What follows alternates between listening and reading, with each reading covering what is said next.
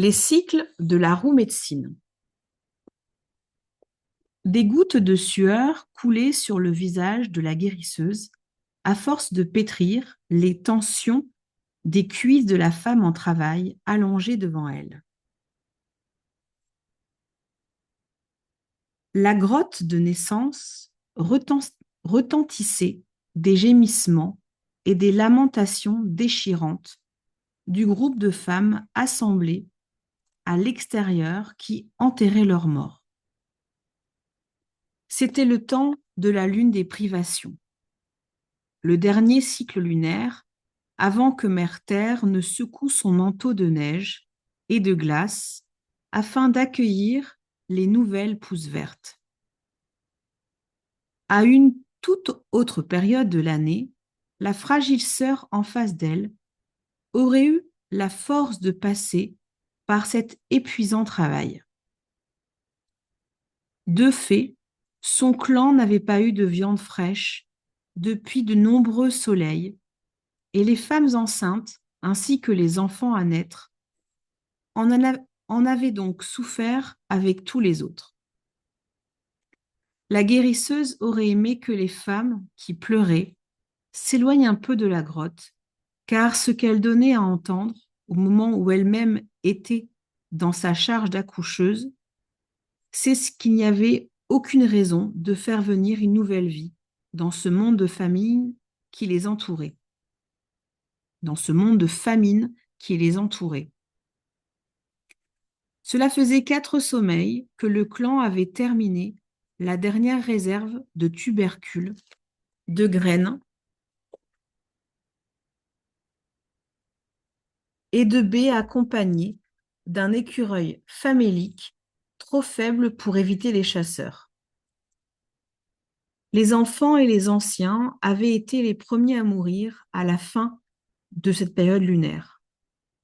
Pendant ce temps d'épreuve où aucune des herbes guérisseuses ne pouvait éviter la famine, ni aucun de ses talents donnait la force de se battre pour vivre, la guérisseuse avait continué à faire son devoir. Depuis qu'elle avait pris corps humain, elle avait appris de bien des façons ce que signifie être au service des autres.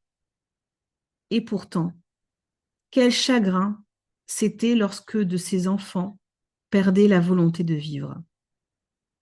Et pourtant, quel chagrin c'était lorsqu'un de ses enfants perdait la volonté de vivre. Distraitement, elle ajouta une poignée de brindilles dans le feu à côté d'elle et remercia pour cette petite poignée de chaleur ramassée loin de la grotte, au prix d'un grand effort, par celles et ceux qui avaient fait le chemin le ventre vide. Le regard caverneux de lune orange,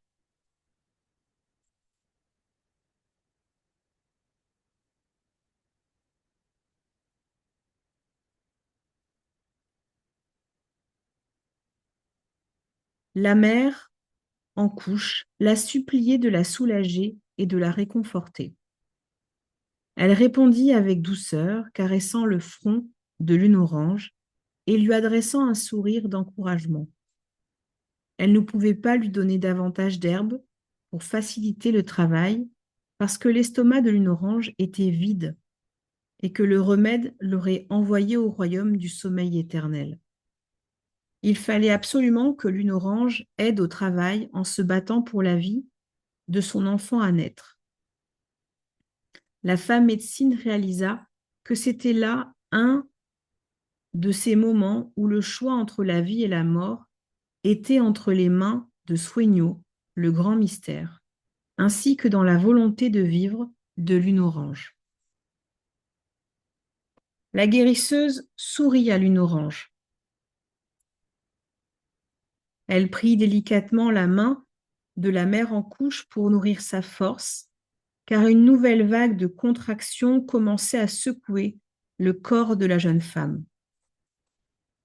La guérisseuse prit conscience que la connexion de Lune Orange à sa propre Oranda était l'unique espoir pour la mère et l'enfant.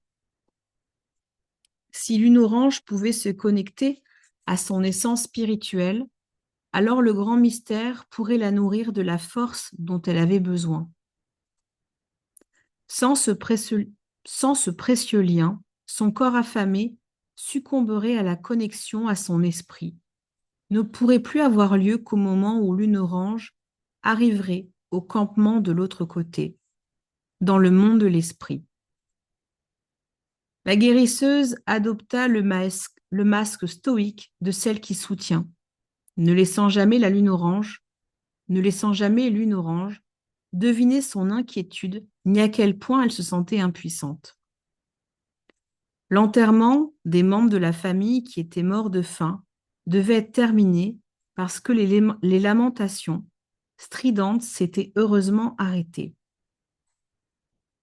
Pendant la lune des privations, les corps étaient enterrés profondément sous la neige pour empêcher qu'ils ne deviennent une source de nourriture pour les prédateurs errants.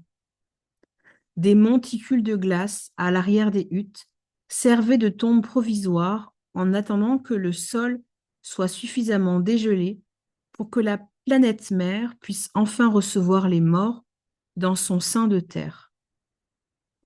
Qu'il leur était difficile de consacrer leur ultime force à enterrer leurs morts. Mais les membres de cette tribu humaine acceptaient d'endurer cette difficulté par amour pour celles et ceux qui étaient partis.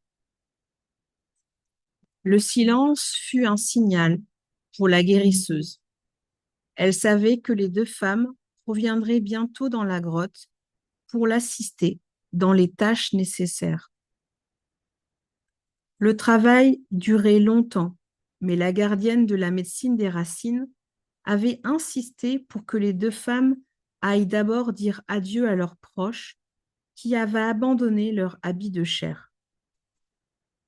Entre deux phases douloureuses du travail de l'accouchement, la guérisseuse commença à penser au grand nombre de générations qu'elle avait fait venir au monde et au grand nombre de celles qu'elle avait portées par son chant dans le monde de l'esprit. Au début, il avait fallu apprendre aux enfants humains à quoi servaient les rituels de deuil. Elle se rappelait combien le port du voile et les pleurs, des chants particuliers, des trilles utilisés,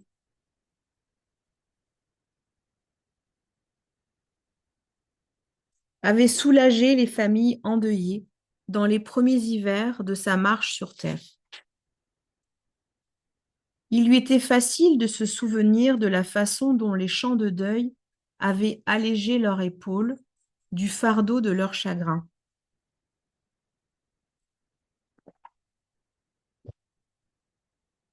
Elle avait observé le lâcher-prise qui s'effectuait lorsque les proches du disparu s'autorisaient à exprimer leur peine. Et elle avait remarqué que les esprits de ceux et celles qu'ils aimaient tant utilisaient leur voile de deuil comme des arcs pour envoyer la flèche de leur esprit vers la voie bleue. Bien que cela semblât s'être passé il y a bien longtemps, le fait d'autoriser le cœur à exprimer la vérité de son chagrin aidait toujours beaucoup ses enfants. Alors que la guérisseuse remontait loin dans ses souvenirs, son corps, qui portait toujours le masque d'une expression confiante et attentive, prenait soin instinctivement des besoins de Lune Orange. Ses dons de sage-femme étaient impeccables, hérités qu'ils étaient de centaines de mises au monde, de sa patience, de sa compassion et de son talent à prendre en charge l'accouchement sans jamais manifester de panique, aussi désespérée que puisse être la situation. Et dès que la situation en cours exigerait sa totale attention, la voix de son Oranda ne manquerait pas de la ramener depuis ses souvenirs jusqu'au moment présent. Les images d'il y a bien des lunes déferlèrent dans son esprit, lui rappelant les souvenirs des fêtes des moissons, des mariages, des naissances, des morts, des feux de conseil, des célébrations de rites de passage, ainsi que des nuits passées autour du feu des huttes à raconter des histoires. Les visages de toutes les tribus et tous les clans d'humains à deux jambes qu'elle avait connus dans ces moments particuliers de partage tourbillonnèrent devant elle, tandis que le vacillement de son feu de brindille lui rappela qu'elle devait ajouter une nouvelle poignée de combustible. Sinon, il allait faire encore plus froid.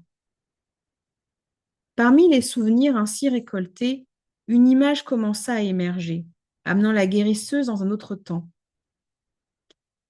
Elle avait passé beaucoup de cycles de neige et de moissons à apprendre les usages thérapeutiques de chaque racine, de chaque feuille et de chaque fleur de la tribu des plantes. Bien qu'elle soit venue marcher sur Terre avec un corps adulte qui ne vieillissait pas, contrairement à celui des autres êtres à deux jambes, elle se sentait jadis plus jeune à cause de son manque d'expérience. Chaque enseignement qu'elle recevait de la tribu, en ce qui est vert et qui croît, était une contribution à la réalisation du désir de la nation des plantes de porter assistance à leurs parents humains pour qu'ils survivent. Elle se souvint des leçons du blaireau sur l'utilisation des racines qui guérissent et de l'aide qui lui avait été donnée quand elle avait rencontré son premier humain qui s'était fracturé un os. La mère de clan sourit intérieurement en se rappelant comment le blaireau avait partagé sa médecine, de prendre en charge et de montrer agressivement sa compétence dans les situations difficiles. Le blaireau ne manifestait jamais d'agressivité envers autrui, sauf quand il s'agissait de protéger le faible ou celui qui avait été blessé par quelque force hostile.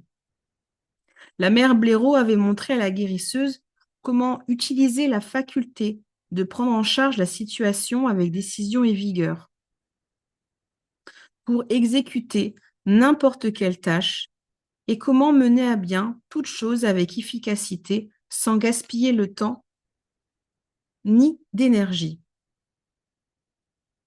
Par la suite, le blaireau avait présenté à la guérisseuse bien d'autres créatures. À travers la médecine de l'Oryctérope, le cochon de terre qui prolonge la vie, la guérisseuse avait appris les secrets de la longévité. Dans sa rencontre avec la cigogne, c'est la médecine de faciliter l'accouchement et la venue au monde qui lui fut montrée. La cigogne lui indiqua comment positionner le corps de la femme pour qu'elle n'aille pas, au cours du travail, à l'encontre des rythmes de sa douleur, mais puisse mettre de son côté ses peurs et ainsi permettre au mouvement des contractions de pousser l'enfant. Les souvenirs s'enchaînaient les uns aux autres, comme pour rappeler à la guérisseuse le chemin par lequel elle était passée, afin d'apprendre comment elle pouvait se mettre au service de ses enfants. La femme médecine ressentit une profonde gratitude dans son cœur et envoya ses remerciements à chacun de ceux et celles qui l'avaient enseigné au fur et à mesure que ses souvenirs les lui présentaient. Elle remercia silencieusement Lofré, un rapace balbuzard pêcheur, qui, en brisant les os de sa proie, lui avait appris sa médecine de casser et de mettre en place les os. Elle envoya toute la gratitude de son cœur au scarabée, qui lui avait montré le processus de soigner et de faire renaître à travers sa médecine de régénération. Le scarabée lui avait montré que toutes les choses se régénèrent en prenant d'autres formes et que rien dans l'univers n'est jamais perdu. De nouvelles plantes poussent du sol fertilisé par la décomposition des feuilles mortes. De nouveaux soleils naissent de la poussière des étoiles qui explosent. De nouvelles cellules apparaissent pour réparer les blessures de la chair. Et le randa est éternel, prenant de nombreuses formes physiques à travers le temps.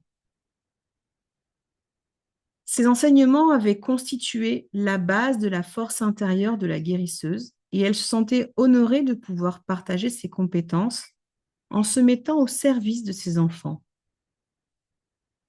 Le serpent lui avait appris comment muer en transmutant les poissons. Le serpent lui avait appris comment muer en transmutant les poisons, la négativité et les idées limitatives afin de se dépouiller de ses vieilles peaux. Il l'avait aussi instruite dans l'art d'utiliser de petites quantités de plantes vénéneuses pour immobiliser une personne ou un animal blessé pendant qu'elle lui remettait en place une fracture ou lui recousait une entaille. Le corps du patient transmuterait ensuite le poison et deviendrait plus résistant.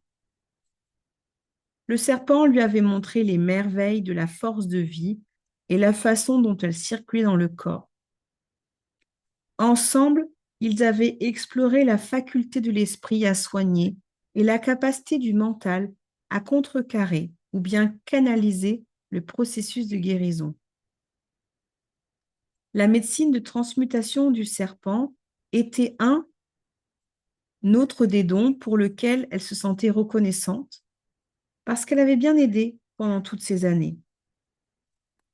La guérisseuse s'éveilla de ses pensées et reporta son attention sur ce qui se passait dans la grotte. Lune orange faiblissait encore davantage. Quand les contractions arrivaient, un gémissement s'échappait péniblement de ses lèvres. La guérisseuse savait qu'il lui fallait intervenir, sinon le travail allait bientôt s'arrêter, laissant en rade la mère et l'enfant, comme lâchés dans le vide sans qu'on ne puisse rien faire, sauf à les voir s'éloigner pour la terre éternelle. La guérisseuse commença à masser vigoureusement le corps de Lune orange, tout en adressant silencieusement sa prière à Mère Terre et à Sueño, le grand mystère, pour que les vies dont elle avait la responsabilité puissent être sauvées. En levant le regard, la sage-femme remarqua que son propre totem était suspendu en haut de la grotte. La tête renversée d'une chauve-souris ouvrit doucement les yeux et regarda bien en face la guérisseuse. Sans cesser de masser les jambes et les bras de Lune orange, la guérisseuse écouta la chauve-souris qui parlait à son cœur. « Mère, nous ne sommes pas seuls dans cette grotte, lui dit la chauve-souris. Regarde dans le coin le plus éloigné et vois qui est en train de surveiller tes efforts. » Vers le haut de la grotte, la guérisseuse décela une pâle lumière bleue. Elle reconnut la forme d'un esprit, semblable à ceux et celles qu'elle avait vus lors de chaque naissance. La femme médecine fut soulagée et se sentit extrêmement heureuse. L'oranda de l'enfant à naître était dans la grotte. C'était le signe que la guérisseuse avait espéré. L'oranda de l'enfant était prête à entrer dans son nouveau corps par le petit point tendre, au moment où la tête du bébé serait couronnée par le canal de naissance en sortant du ventre de sa mère. La gardienne des arts thérapeutiques avait vu plus d'1 millier de fois le miracle de l'esprit qui prend forme. Mais elle était toujours pleine d'exaltation lorsqu'elle en faisait de nouveau l'expérience. Elle jeta un coup d'œil à Lune orange et vit que le massage permettait à la mère en couche de maintenir une petite connexion avec son corps. Mais elle vacillait entre conscience et inconscience, et il fallait qu'elle soit plus en lien avec ce qui était en train de se passer. La sage-femme se déplaça pour trouver une position dans laquelle elle pouvait soutenir les épaules de Lune orange, à demi inconsciente, et lui soulever la tête pour pouvoir la bercer dans ses bras. Elle commença à fredonner une douce mélodie qui réconforta Lune orange. De temps en temps, la sage-femme pressait les mains puis les bras de sa protégée pour y stimuler la force de vie et lui permettre de circuler dans ses membres. Au bout d'1 ou 2 fois, Lune orange ouvrit les yeux et souffla. « Est-ce que je suis morte? » La guérisseuse répliqua. Non, petite mère, tu n'es pas morte. Il y a là quelqu'un qui veut te voir. Alors il faut que tu sois vraiment attentive. Les douleurs du travail avaient cessé et il était impératif que Lune Orange soit suffisamment revigorée pour que son corps reprenne le processus de délivrance. La guérisseuse entreprit de parler à Lune Orange d'une voix plus ferme pour solliciter son attention. Vois-tu, petite mère, l'esprit de ton bébé qui va naître est ici, dans la grotte, et tu dois ouvrir ton cœur pour l'écouter. Une lueur de fierté complice illumina le visage de Lune Orange, qui rassembla tout ce qu'elle pouvait de force pour murmurer: Aide-moi, s'il te plaît. Montre-moi comment voir l'esprit de mon enfant, mère. La guérisseuse sentit une onde de soulagement parcourir ses membres et elle dirigea le regard de Lune Orange vers le recoin, en haut de la grotte.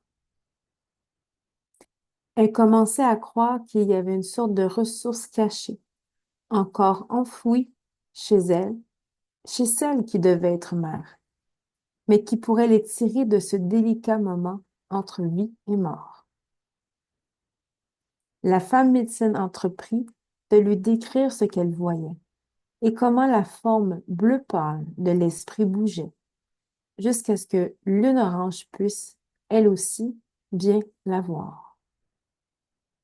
La guérisseuse avait parlé à Lune Orange au cœur du silence dans lequel se fit alors entendre la voix de l'enfant à naître. Elle discerna la voix de Loranda, de l'enfant, aussi clairement que Lune Orange l'entendit lorsque cette voix s'adressa à son cœur de mère. Tu vas être ma mère, Lune Orange, mais c'est aussi pour t'enseigner que je viens. C'est avec ce temps d'avant ma naissance que nous devons commencer notre voyage ensemble.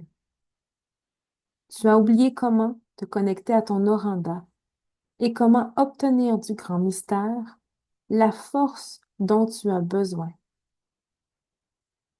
Je suis ici pour te rappeler le temps d'avant ta propre naissance, quand tu connaissais très bien cette connexion.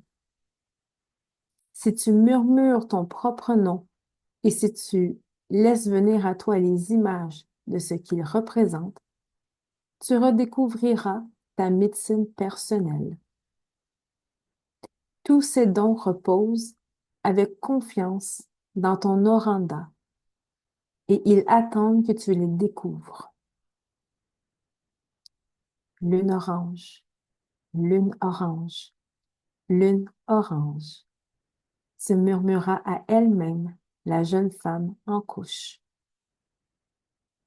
Des images de fleurs de courge jaune-orange flottaient dans l'esprit de la future mère, se transformant en lune des moissons, gorgées de lumière dorée.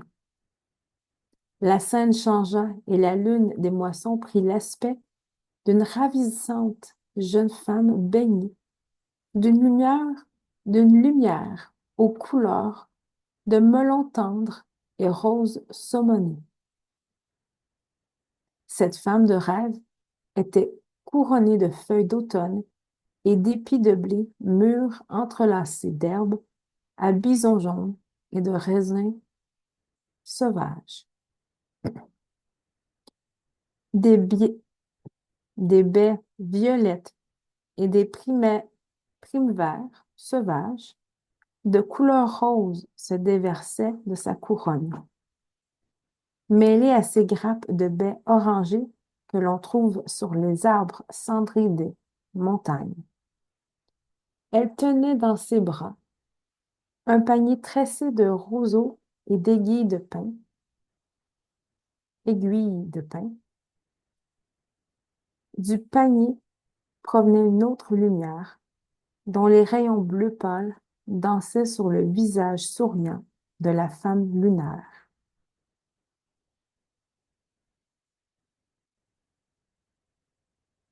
La vision se transforma à nouveau quand la femme recueillit la boule de lumière bleue à l'intérieur du panier pour la porter à son cœur.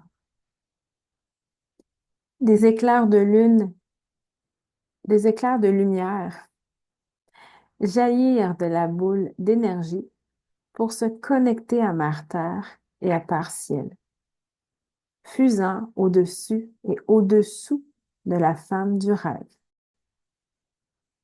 Des rayons, des rayons resplendissants de toutes les couleurs entouraient sa vision. Lune orange pouvait sentir l'amour du grand mystère qui la touchait depuis son rêve. À cet instant précis, Lune orange sentit la vie qui explosait à l'intérieur de son propre cœur. Elle suffoqua presque en ressentant les flots de l'énergie bouillonnante qui courait à présent dans ses membres épuisés. Elle pouvait sentir que des vagues de chaleur pulsaient dans son corps, presque sans vie, la ramenant des confins de la terre éternelle. Son regard étonné allait du visage de la guérisseuse à Loranda, de l'enfant naître. Des larmes de joie coulaient sur ses joues et son visage reprit un peu de couleur. La guérisseuse sourit et berça doucement Lune orange dans ses bras, faisant en sorte que le rythme encourage le corps de la jeune femme à reprendre les contractions pour que le bébé puisse enfin naître. Comme si c'était le signal. Les deux femmes qui avaient pleuré leur mort au dehors écartèrent les peaux qui pendaient à l'entrée de la grotte et y entrèrent. Elles avaient nettoyé la suie qu'elles avaient mise sur leur visage en signe de deuil et parfumé leur corps avec de la fumée de cèdre, ainsi que la guérisseuse me leur avait enseigné, laissant leurs pensées de deuil à l'extérieur de la grotte. Lac clair et celle qui a du courage s'installèrent à côté de la guérisseuse pendant que celle-ci administrait au ventre, distendu de Lune orange, des mouvements circulaires qui suivaient le mouvement du soleil dans son parcours à travers le ciel. La guérisseuse fit alors signe à la Claire de soutenir les épaules de Lune orange et se plaça face à la future mère pour pouvoir masser son bassin en étant en face d'elle. Après l'avoir ainsi massé pendant quelques instants, la guérisseuse attrapa son hochet et l'agita au-dessus du ventre de Lune orange en suivant le même mouvement circulaire du soleil. Elle commença à chanter la chanson de la chauve-souris pour faire reprendre les contractions. Ce chant disait: Mère chauve-souris, écoute-moi chanter. Tu dois t'envelopper, tu dois t'envoler hors de l'obscurité de la grotte de l'utérus de cette femme pour faire naître cet enfant au plus vite. Rivière de la vie, répands tes eaux pour ouvrir la voie à ce bébé. Mère chauve-souris, symbole de renaissance, libère ce qui fait entrave. Elle n'arrêtait pas de chanter ce refrain tout en gardant les yeux fixés sur le haut de la grotte. À la fin de la 7e reprise, la chauve-souris qui avait surveillé la scène en dessous d'elle, accrochée à l'envers comme l'enfant dans le vent de Lune orange, prit son envol et s'esquiva par l'entrebâillement des pots à l'entrée de la grotte. La guérisseuse posa sa main sur le nombril de Lune Orange et sentit le grondement d'une contraction monter jusqu'à rompre la poche des os qui s'écoulèrent du ventre de la future mère.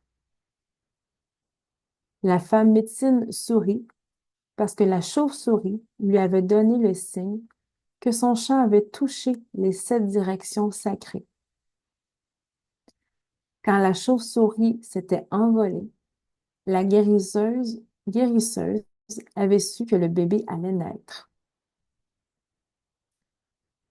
Commença alors la plus dure partie du travail et la guérisseuse fut reconnaissante du fait que la 17 n'avait pas entraîné que l'enfant soit mort-né.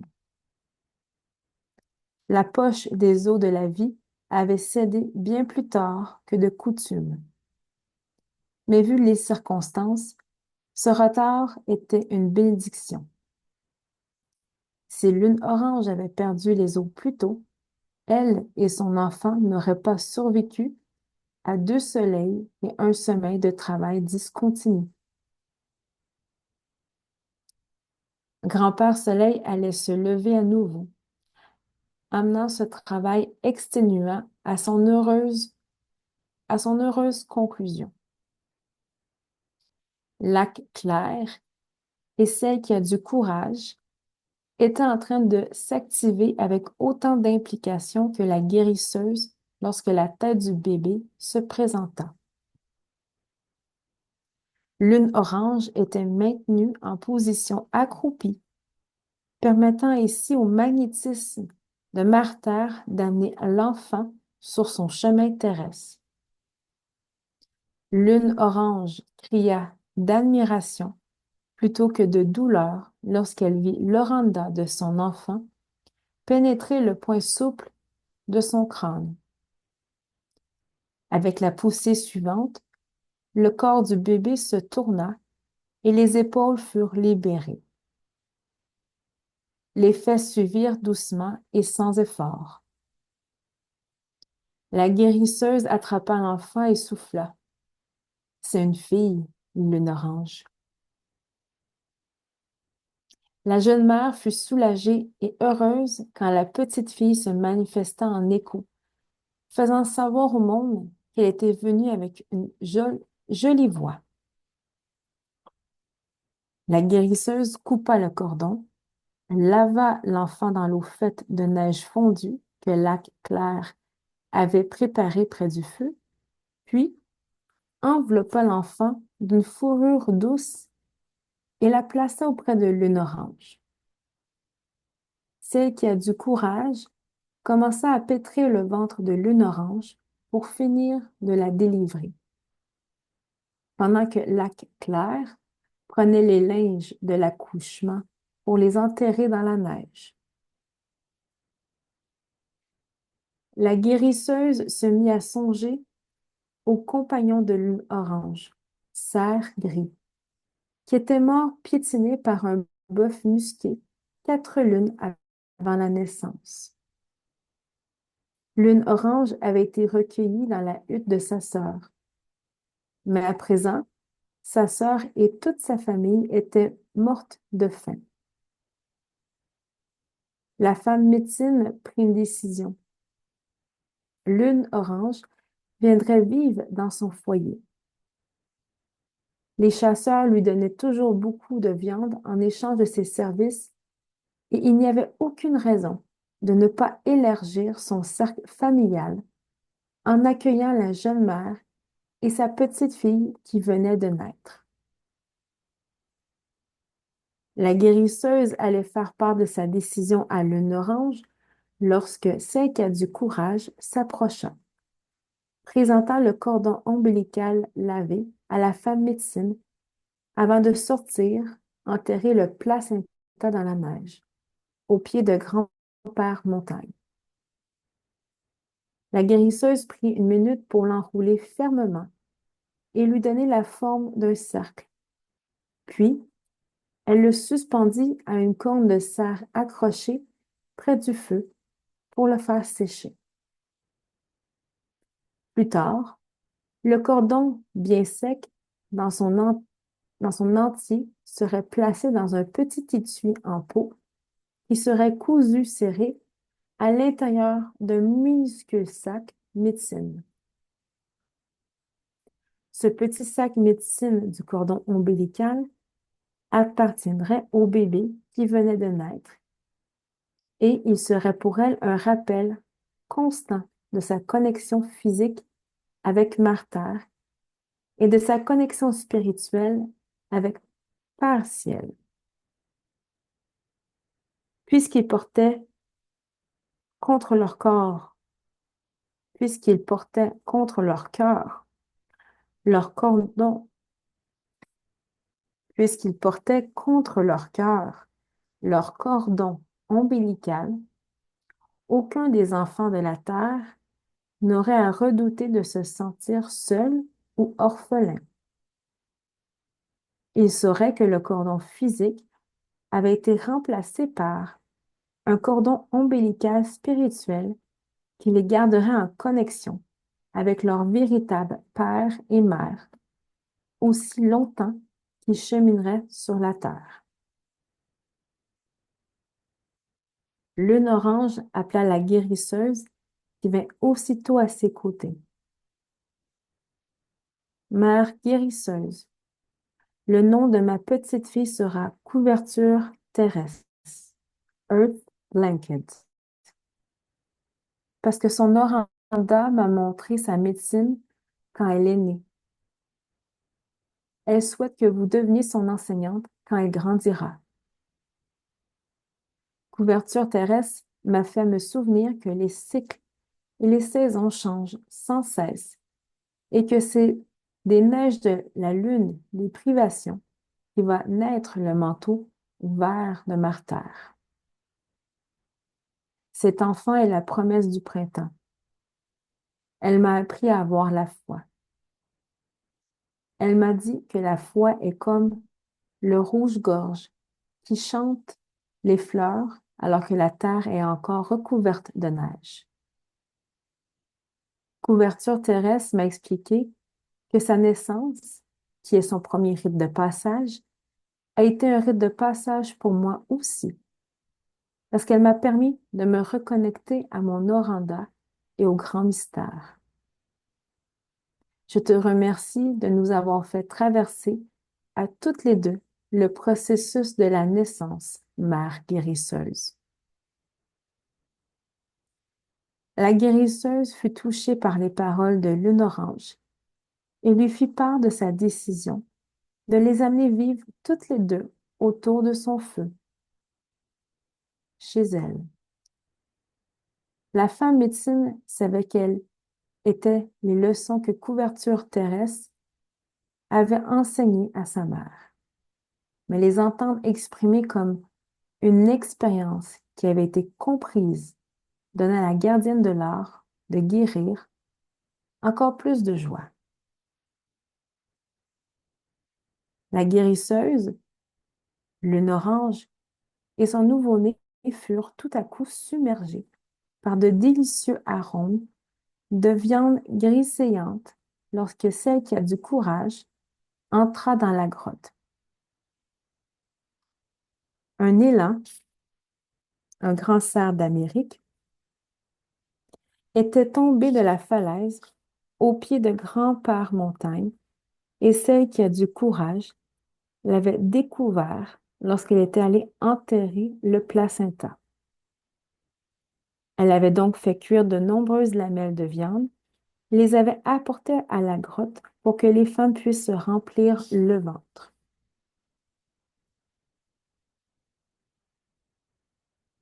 Les femmes savaient qu'il était très important de manger de petites quantités et de bien mâcher pour que le repas ne soit pas rejeté par leur estomac. Après le repas, ce fut au tour de Couverture terrestre de vouloir être nourrie. Elle avertit d'un cri qu'elle ne voulait pas être oubliée. La guérisseuse sourit en voyant Couverture terrestre téter sa mère. La mère de clan repartit dans ses pensées en imaginant comment serait la vie pour la petite couverture terrestre. Comme le peuple de ce qui est vert et qui croît, cet enfant apprendrait les cycles de la vie, de la mort et de la régénération, en devenant la sœur des plantes et du peuple des arbres. Elle apprendrait à utiliser pour guérir toutes les parties de chaque plante. La guérisseuse lui enseignerait comment aider les mères à accoucher de leur bébé, comment réparer les os brisés, comment recoudre les plaies et soigner les esprits blessés. Couverture terrestre devrait apprendre les voies de l'esprit, même si son Oranda les connaissait avant sa naissance. L'oubli faisait toujours partie du processus de la vie humaine et restaurer le souvenir, remembering, de remettre ensemble, était l'un des plus importants rites de passage du chemin terrestre pour chaque être humain, quel qu'il soit. Ce serait une joie que d'accompagner couverture terrestre à travers le passage qui la transformerait en femme et d'assister à la réminiscence des souvenirs qui lui permettraient d'amener entièrement son Oranda à l'intérieur de son corps. L'éternelle flamme d'amour était la lumière qui guidait l'Oranda de toute forme de vie. Le moment et la manière dont ceux et celles qui marchent sur deux jambes allaient redécouvrir leur connexion à la source créatrice appartenait à chacun et chacune. La naissance apportait indéfectiblement croissance, changement, mort et renaissance au fur et à mesure que la grande roue médecine tournait. Chaque cycle et chaque rayon de la roue était porteur des leçons qui permettraient à chaque membre de la tribu humaine de donner du sens à leur vie grâce à leur expérience. La volonté de continuer et d'apprendre encore davantage était animée par l'Oranda et par la connexion de l'esprit au grand mystère. À travers la médecine de ce qu'elles avaient vécu ce jour-là, Lune Orange et Couverture Terrestre avaient reconquis leur connexion à la force de vie qui se trouve dans leur essence spirituelle. C'est grâce à ces connexions que la chauve-souris avait volé hors de la grotte et demandé à l'élan de sacrifier son corps afin que la résistance et la persévérance qui caractérisent sa médecine puissent être partagées avec ce petit groupe d'êtres humains. Les relations entre les membres bienveillants de la famille planétaire étaient de nouveau fortes. De cette épouvante période de famine et de perte, ce clan des êtres à deux jambes venait de renaître, car l'une d'entre eux avait nourri sa foi à l'éternelle flamme d'amour qu'elle avait trouvée dans son Oranda. La guérisseuse entonna un chant de grâce pour les miracles de cette journée et pour les miracles qui les attendaient encore sur la généreuse voie rouge de la vie. Il lui vint de nouveau à l'esprit, aussi bien saison que raison, dans le sens circonstance qui offre des raisons d'apprendre et de grandir, offre toujours maintes occasions de grandir et de changer. À travers chaque tour de la roue médecine, le changement est toujours à l'œuvre.